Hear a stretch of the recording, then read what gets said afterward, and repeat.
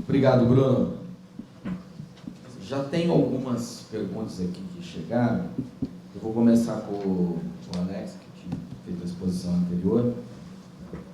E pelo tom das perguntas, Alex, eu já vejo que os Olavetes aparelharam o painel. Não que isso seja um problema, muito longe disso. O que instiga muito a plateia é a realidade que você citou de Hollywood. Uhum. O tom das perguntas, estou condensando as coisas. É o seguinte: como num lugar como os Estados Unidos, de cultura empreendedora, de conservadorismo, de liberalismo no bom sentido, não no americano, Hollywood, que move tanto dinheiro, uma indústria poderosíssima, está infestado de comunistas. Como é que se dá isso? Eu cito aqui um escritor um tanto controverso nessa questão, mas que eu me dou muito bem com ele como pessoa, que é o Gary North. É um dos austríacos mais radicais que nós temos em nossos dias. Ele é um cristão reformado que acha que todas as leis da sociedade devem ser substituídas pelo Antigo Testamento. Mas o Gary North, ao explicar esse fenômeno desse progressismo na cultura, ele diz que o que explica a destruição cultural e o aparelhamento da Hollywood é muito mais o que acontecia nos bancos de trás dos carros nos anos 20 do que qualquer ideia de marxismo cultural, coisa desse tipo. E ele, de certa forma, é interessante que isso me permite, essa questão, a voltar ao editorial belíssimo que o professor Zé Manuel Moreira escreveu para Mises 4, que ele vai discutir duas visões de mundo acerca da civilização. De um lado, a visão do Hayek, e do outro, a do Keynes. E o Hayek, num livro dele chamado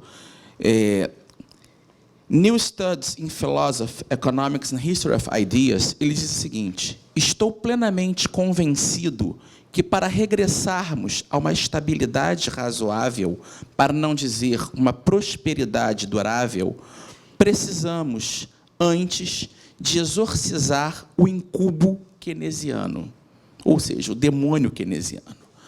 E quando Hayek fala no demônio keynesiano, a concepção do Hayek é muito além da economia. Ele está preocupado com as pré-condições econômicas e políticas, as condições pré-econômicas e pré-políticas que tornam a política possível. Então, mais uma vez, eu vou invadir um pouco a palestra do Bruno e a do Biratã Iorio, que é a questão do sistema cultural, o sistema moral, que vai dar os princípios que vão nortear a ação humana dos indivíduos. Então, nesse aspecto, a visão do Keynes, o que o Hayek está lutando, não é só os erros econômicos do Keynes, é, acima de tudo, a errônea concepção moral que o Keynes defende.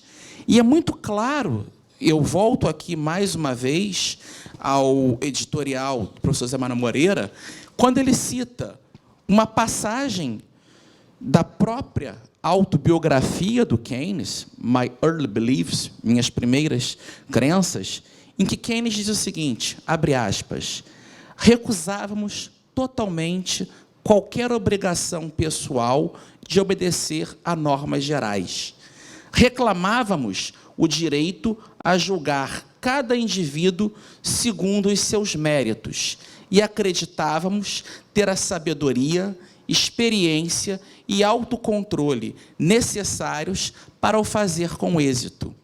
Repudiávamos por inteiro a moral estabelecida, as convenções e a moral tradicional. Dito de outra forma, éramos, no sentido estrito do termo, imoralistas.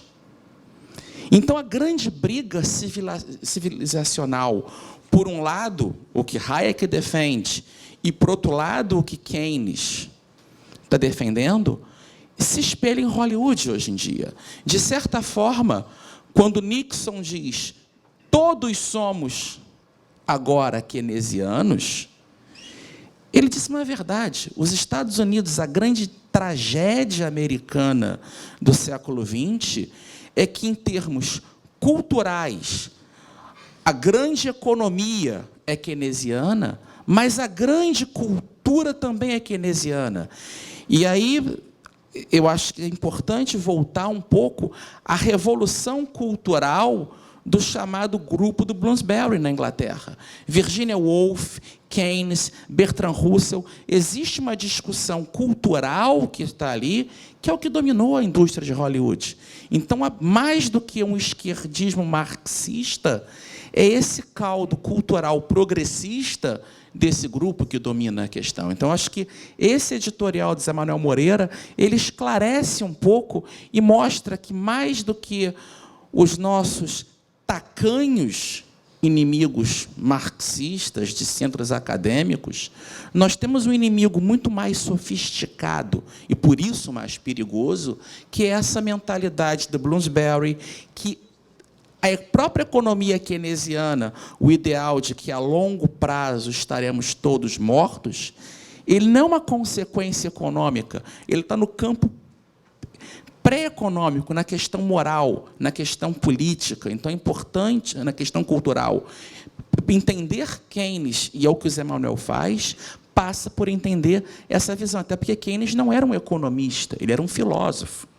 Um filósofo vai discutir economia, e ele, um homem muito inteligente, mas dotado daquilo que Hayek chamava de arrogância fatal. Esse, eu acho que é o ponto central dessa discussão. Acaba servindo ao outro e gera essa confusão de que é uma coisa só. Posso fazer um comentário só para trazer o Keynes para o Brasil? Pode. Rapidamente. Uma palestra do outro. Não, ele já está. Eu só vou dizer, um trecho do meu livro. Como o ministro Manteiga, a política econômica do governo Dilma tinha cheiro de naftalina.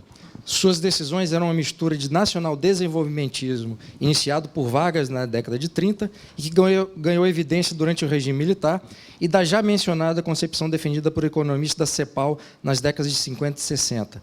Juntos, o nacional-desenvolvimentismo e o cepalismo eram imbatíveis na implementação de protecionismo, intervencionismo, dirigismo, nacionalismo e inflacionismo. Aí, pulando já para outra página. Para completar o quadro clínico, além das ideias da CEPAL e do nacional-desenvolvimentismo, Dilma se amparava em outro defensor do intervencionismo estatal, o economista americano Hyman Minsky. A presidente teve acesso ao trabalho de Minsky quando foi aluna do mestrado inacabado em economia da Unicamp. Muito bem. Dilma caiu de encantos por Minsky pela sua proposta de defender o socialismo com aparência de capitalismo. Em suma, um socialismo travesti, de peruca, batom e salto alto. Com um discurso que agregava eficiência econômica, justiça social e liberdade individual, Minsky formulou uma hipótese de instabilidade financeira que, seguida à risca, colocaria em causa a eficiência, a justiça e a liberdade. Aí vem o Keynes. Sua proposta estava, em parte, alicerçada no pensamento de Keynes, proposta de Minsky. Minsky, qualificado como um economista pós-keynesiano, parecia ser favorável a uma política intervencionista permanente que transbordasse para outras áreas que não apenas o sistema financeiro. Respondeu uma série de perguntas que tinha sobre isso. Mas tem uma outra que eu achei interessante. Está aqui. Já que é necessário preservar para reformar, e já que nossas tradições possuem origens paternalistas e viciadas, quais tradições devem ser preservadas e quais devem ser reformadas? Mas nós temos quantas horas aqui? Se vira, meu irmão. Eu acho que há muita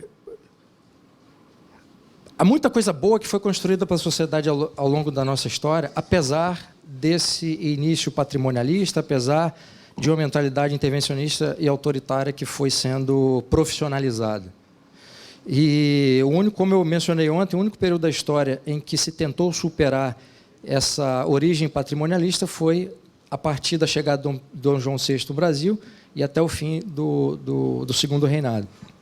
Há muita coisa boa que está escrita, né, por personagens dessa época, da época da nossa monarquia, que podem servir de bússola para a gente encontrar. Há muita coisa boa que foi sendo construída também no período republicano por gente muito qualificada que pode servir de bússola.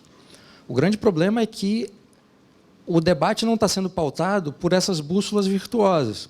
O debate está sendo pautado por pensamentos oblíquos baseados em ideologias tortas. Há muita coisa boa produzida no Brasil. E eu, no meu livro, eu saio dessa visão, eu rejeito essa visão fatalista que coloca todas as nossas culpas e problemas na colonização portuguesa e na herança católica. Isso é uma bobagem. E isso é muito confortável, porque, ao atribuir culpa a um terceiro, que é comum na nossa sociedade, a gente se exime de fazer qualquer coisa. E a nossa sociedade teve uma colonização portuguesa, nós temos um legado, um caldo cultural muito forte português e muita coisa boa. O que os portugueses nos deixaram, se você for analisar e considerar os aspectos positivos e negativos, os aspectos positivos são muito maiores.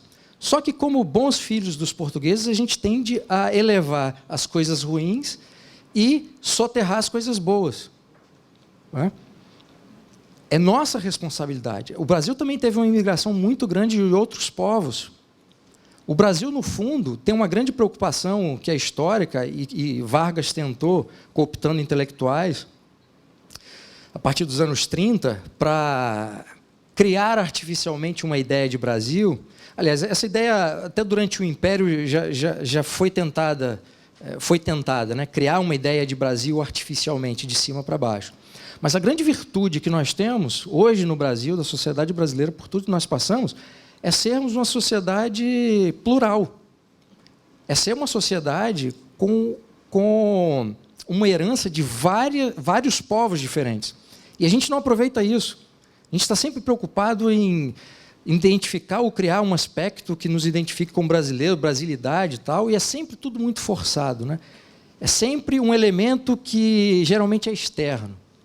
A gente precisa reconhecer as nossas virtudes e trabalhar em cima delas. Os problemas e as vicissitudes nós conhecemos. Isso paralisa. Há muita coisa, eu não vou conseguir falar tudo. Conservar é identificar, primeiro, as virtudes do passado. Mesmo que a conservação implique em restauração. Mas identificar o que nós construímos no passado e o que estamos construindo no presente, as virtudes que estão sendo construídas, é fundamental para a gente melhorar enquanto sociedade. Existe Eu fiquei pensando aqui no raciocínio de cara de televisão. Você tem que resumir teses em uma frase. Tem 40 segundos. É o seguinte: você pode mudar a sua vida, mas vai ter que manter sua mãe. Pronto. Nesse ponto... Temos 2 minutos. Tá. Eu volto aqui, não sei se aqui vocês assistiram um filme muito divertido do Mel Brooks, Spaceballs, em português SOS Tem um Louco no Espaço, uma paródia ao Star Wars. E tem uma hora que o ator principal, que é uma mistura de Han Solo com Luke Skywalker, encontra lá o mestre iogurte, que é uma mistura de Yoda com Obi-Wan Kenobi, e pergunta: mas o que você faz aqui? E ele responde: merchandising, merchandising. E eu estou um pouco nesse espírito, eu achei importante isso. De certo modo, o editorial do professor José Manuel Moreira, ele tenta dar essa resposta. O que é conservar? E o Zé Manuel termina com uma frase do Alexandre Herculano, que foi provavelmente o mais importante pensador liberal do português do século XIX, em que o Herculano diz: em Portugal, o despotismo é que é moderno e a liberdade é antiga. Uma confusão criada, e eu volto ao que o Bruno mostrou aqui na conferência dele, uma confusão que os jacobinos criaram, foi tentar vender como se toda a tradição histórica europeia fosse o antigo regime. Alexis de Tocqueville mostra o antigo regime já é uma revolução. A Revolução Francesa ela foi possível pelo despotismo do antigo regime. Então, quando se fala em tradição, não é uma visão conservadora ingênua de voltar ao antigo regime. É descobrir a grande tradição, e aí, de novo, merchandising, que eu discuto um pouco ao trabalhar com os pontos de semelhança entre a escola austríaca e um pensamento conservador de matriz burkeana, o que se entende por tradição. O que um autor como Russell Kirk chama de tradição é o que o Hayek chama de ordem espontânea.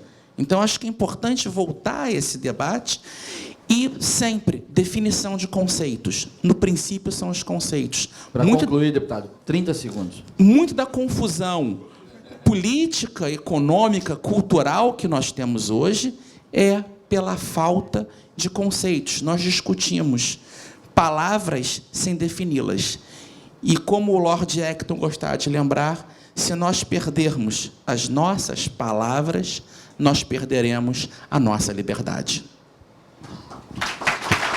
Obrigado, Alex. Muito obrigado, Bruno.